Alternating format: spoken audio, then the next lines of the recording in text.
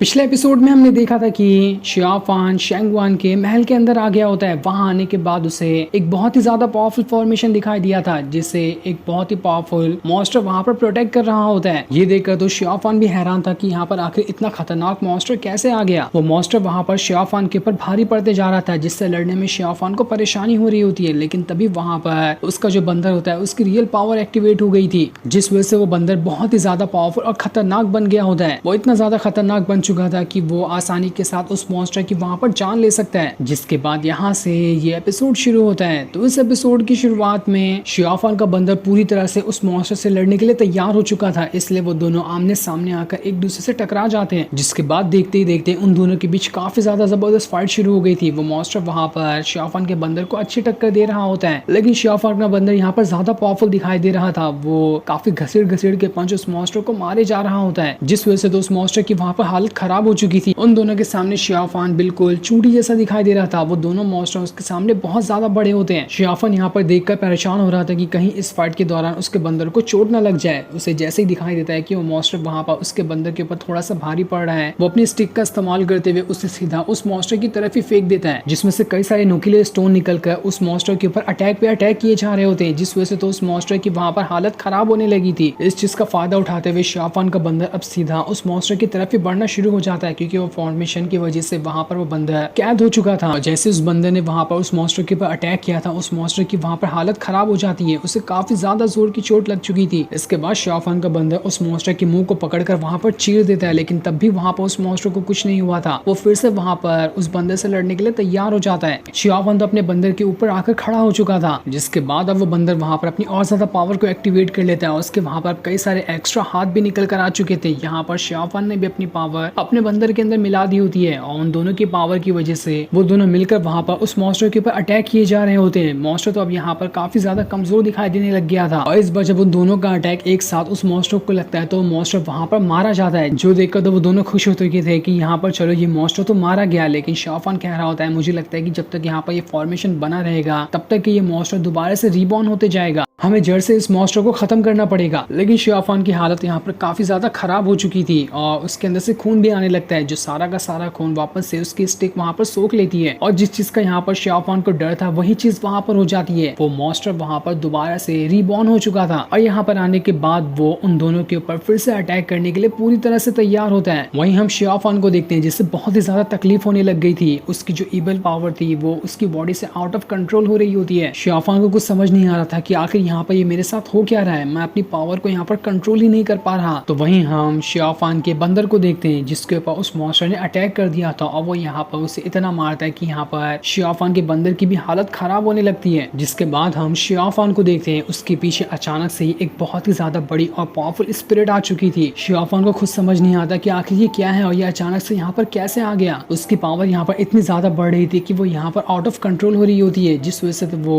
किसी अलग ही वर्ल्ड के अंदर जाकर पहुंच जाता है। वहां पर एकदम ज्यादा सन्नाटा था। शियाफान इधर उधर देख रहा होता है कि यहाँ पर ये है क्या, और मैं कैसी जगह पर आ गया। तब उसे आगे बढ़ते हुए वहां पर कई सारा इविल ऑरा दिखाई देता है। साथ ही वहां पर वो मॉन्क भी था, जिसने शियाफान को वो इविल पावर वाला पिल दिया था पहली बार में। उसे देखकर तो शियाफान को काफी ज्यादा गुस्सा आ रहा होता है, लेकिन वो मास्टर जो होता है वहां पर शियाफान से कह रहा था, मेरे सामने झुक जाओ और मुझे मास्टर कह के बुलाओ, तभी इसमें तुम्हारी भलाई होने वाली है। जिसके बाद तो शियाफान उसी मिस्टीरियस वर्ल्ड के अंदर नीचे गिरते ही जा रहा था। उसे कुछ समझ नहीं आ रहा होता कि उसके साथ क्या हो रहा है। शियाफान को वहां पर पुरानी चीजें याद आ रही होती है, जो भी उसने अपने सेट के अंदर बिताया था। वो सारी चीजों को वहां पर याद कर रहा होता है। उसे वहां पर जूकी, बियाओ और वो सारे लोग याद आ रहे होते हैं, जो उसके दोस्त थे, जिनके साथ वो 10 साल पहले रहा करता था। शियाफान को ऐसा लग रहा होता है कि मैं यहाँ पर मरने वाला हूँ, इसलिए मुझे ये सारी चीजें यहाँ पर याद आ रही है। लेकिन तब भी वो वहां पर खुद को वापस से होश में लेकर आता है, क्योंकि वो उस इविल ऑरा के पूरी तरह से चंगुल में जा चुका था, और होश में आने के बाद वो खुद को उस इविल ऑरा से बाहर लाने की कोशिश कर रहा होता है। इधर शियाफान का बंदर तो अब भी उस मॉन्स्टर के साथ फाइट कर रहा था, जहाँ पर उसकी हालत काफी ज्यादा खराब हो चुकी होती है। वो मॉन्स्टर तो वहां पर शियाफान के बंदर के ऊपर काफी ज्यादा भारी पड़ चुका था।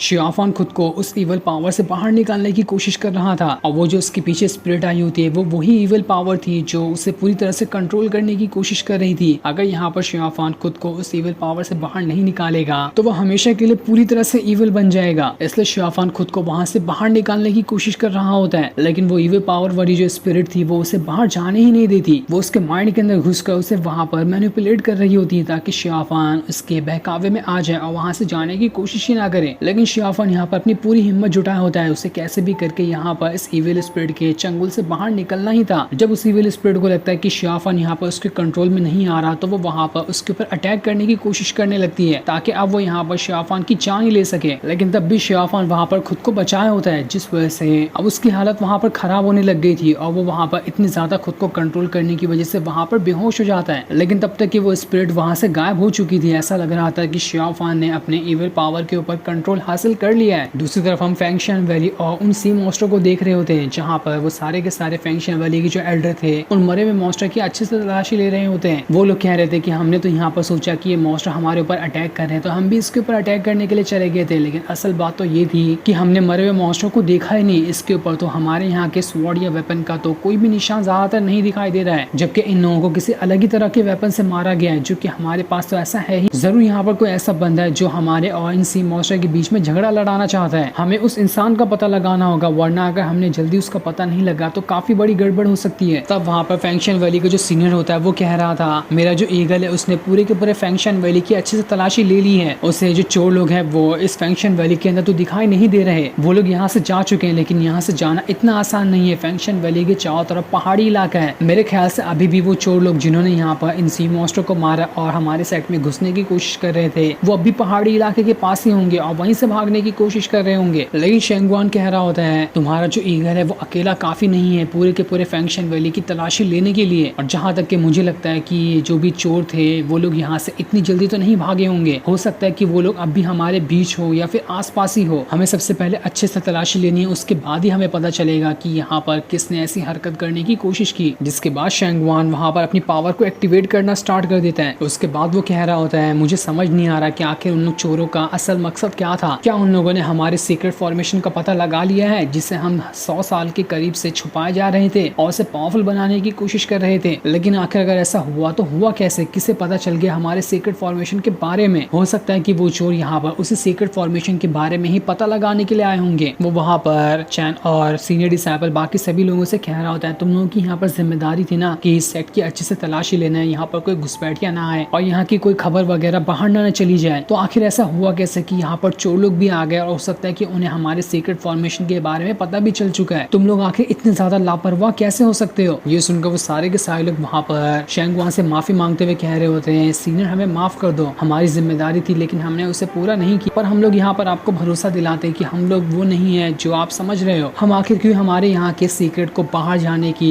या फिर किसी को लीक करने की कोशिश करेंगे, इससे तो हमारे सेक्ट और हमें ही नुकसान हो सकता है, तो इसलिए आप हम पर शक ना करें। दूसरी तरफ हम शियाफान को देखते हैं जो अभी तक के बेहोश होता है, तब उसके पास उसका बंदर आता है जो आपस से अपने छोटे वाले फॉर्म में आ चुका था। वहाँ पर आने के बाद वो शियाफान को होश में लाने की कोशिश कर रहा होता है, लेकिन शियाफान तो होश में आ ही नहीं रहा था। उसने अपनी काफी ज्यादा पावर का इस्तेमाल करके उस इवल पावर को कंट्रोल किया होता है, पर तब भी उस बंदर की इतनी ज्यादा मेहनत के बाद आखिरकार शियाफान वहाँ पर होश में आ ही जाता है। साथ ही उस बंदर ने वहाँ पर उस मॉन्स्टर की भी जान ले ली थी और ऐसा लग रहा था कि यहाँ का फॉर्मेशन खत्म हो चुका है, इस वजह से तो मॉन्स्टर दोबारा यहाँ पर नहीं आ पाएगा। शियाफान वहाँ पर अपनी पावर का इस्तेमाल करते हुए एक प्रोटेक्शन शील्ड बना लेता है और खुद की सारी पावर को रिकवर करने की कोशिश कर रहा होता है, जितनी भी पावर उसने भी यहाँ पर उस इविल स्पिरिट को कंट्रोल करने में खर्च कर दी थी। साथ ही थोड़ी बहुत पावर वो अपने बंदर के अंदर भी डाल देता है ताकि वो भी पूरी तरह से रिकवर हो जाए। तब वहाँ पर शियाफान की स्टिक आ रही होती है, इसलिए शियाफान अपनी स्टिक को वहाँ पर उठा लेता है और वहाँ से जाने लगता है, क्योंकि ऐसा लग रहा था कि यहाँ का फॉर्मेशन भी खत्म हो चुका है और अब यहाँ पर ये जगह पूरी तरह से बर्बाद हो गई है। अब शियाफान वहाँ से आगे बढ़ते जा रहा था ताकि बाकी की जगह की भी वो अच्छे से तलाशी ले सके। तब आगे बढ़ते हुए उसे वहाँ पर एक पत्थर दिखाई देता है जो कि ऐसा किसी तरह का लॉक सिस्टम दिखाई दे रहा था। साथ ही वहाँ की दीवारों पे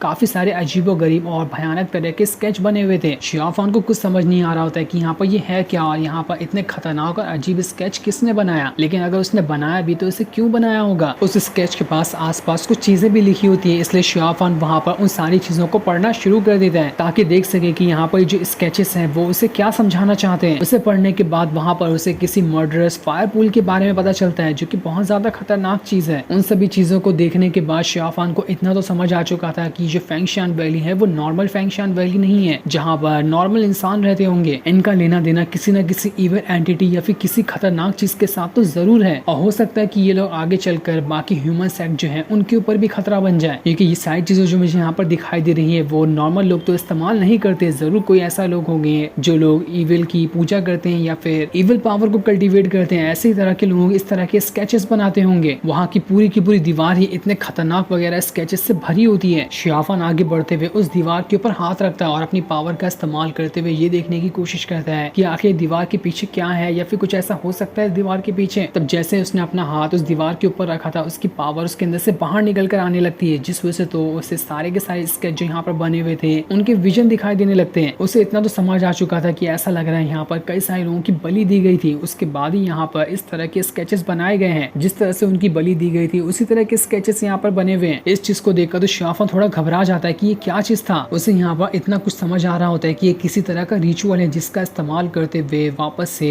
किसी भी मरे हुए चीज को दोबारा से जिंदा किया जा सकता है। उसे ही जिंदा करने के लिए कई सारी चीजों की बलि दी जाती है और उस चीजों में इन लोगों ने यहाँ पर इंसानों का इस्तेमाल किया। यहाँ पर कई सारे इंसानों की यहाँ पर बलि दी गई है। उसका इस्तेमाल करते हुए ये लोग यहाँ पर किसी मरी हुई चीज को वापस से जिंदा करना चाहते हैं, लेकिन आखिर वो मरी हुई चीज क्या होगी उसके बारे में अभी शियाफान को नहीं पता होता। वो वहाँ पर लॉक वाला जो पत्थर लगा होता है उसे खोलने की कोशिश करता है, जिससे खोलने के लिए उसने वहाँ पर अपना जेट लगा दिया था। वो जेट जैसे ही वहाँ पर लगता है वो पत्थर वाला लॉक वहाँ पर धीरे धीरे करते हुए खुलना शुरू हो जाता है। शियाफान ये देखना चाहता है कि आखिर इसके पीछे है क्या, जिससे ये लोग यहाँ पर फैंक्शन वैली वाले वापस से जिंदा करना चाहते हैं। जैसे जैसे वो लॉक वहाँ पर खुल रहा था, शियाफान को अजीबो गरीब गर्मी लग रही थी, तो अगले ही सेकंड उसे ठंडी बहुत ज्यादा लग रही होती है। जो चीज देखकर शियाफान इतना तो समझ चुका था कि जो भी चीज यहाँ पर है वो बहुत खतरनाक, इसके पास एक साथ फायर की पावर है और आइस की भी पावर है। इसी वजह से यहाँ का मौसम एक एक सेकंड में बदलते जा रहा है। जिसके बाद शियाफान वहाँ से आगे बढ़ जाता है और आगे बढ़ने के बाद वो किसी अलग ही जगह पर आ चुका था जहाँ पर बहुत ज्यादा ठंडी होती है। शियाफान जैसे जैसे आगे बढ़ा होता है उसके पीछे एक बहुत ही खतरनाक मॉन्स्टर आ चुका था जो धीरे धीरे करते हुए उसका पीछा कर रहा होता है। शियाफान को कुछ समझ नहीं आता कि आखिर उसके पीछे है क्या, लेकिन तभी शियाफान को पीछे से आवाज आती है जो वो मॉन्स्टर वहाँ पर शियाफान से कह रहा था, तुम तो यहाँ पर शेंगवान नहीं हो, तो आखिर तुम हो कौन यहाँ पर, तुम यहाँ पर कैसे आए। शियाफान ये सुनकर हैरान था कि आखिर ये है कौन जो मुझे यहाँ पर आवाज लगा रहा है। यहाँ पर तो ये शेंगवान को एक्सपेक्ट कर रहा था, लेकिन मेरे आने की वजह से यहाँ पर इतना ज्यादा ये हैरान रह चुका है। ऐसा लग रहा है कि यहाँ पर कुछ ना कुछ तो गड़बड़ है। वो जैसे ही पीछे मुड़कर इधर उधर देखने की कोशिश करता है कि यहाँ पर कौन था जिसने मुझे यहाँ पर आवाज लगाई। वो मॉन्स्टर वहाँ पर शियाफान से कह रहा था, तुम्हारी जो स्टिक है वो तो बहुत ही ज्यादा खतरनाक है, उसके अंदर तो इविल पावर है जिसे सोल स्टीलिंग ब्लड पावर का इस्तेमाल करते हुए बनाया गया है। दुनिया के सबसे खतरनाक वेपन में शुमार होने वाला तुम्हारा स्टिक एक लौता है यहाँ पर, लेकिन उसकी इविल स्पिरिट तुम्हारे बॉडी के अंदर वैसे भी जा चुकी है जो तुम्हें कभी भी कंट्रोल कर सकती है। शियाफान को बहुत ज्यादा गुस्सा आ रहा था कि ये कौन है यहाँ पर जो मेरे बारे में इतना कुछ जानता है लेकिन मेरे सामने नहीं आ रहा। वो पूरे गुस्से के साथ वहाँ पर कह रहा होता है, मेरे 3 गिनने तक यहाँ पर सामने आ जाओ, अगर तुम सामने नहीं आए तो मुझे मत कहना कि आगे तुम्हारा अंजाम क्या होगा। लेकिन वो चीज सामने आती, उस चीज को दिखाने से पहले ही ये एपिसोड यहीं पर एंड हो जाता है। वो चीज हमें अगले हफ्ते दिखाई जाएगी। तब तक के लिए थैंक्स फॉर वॉचिंग।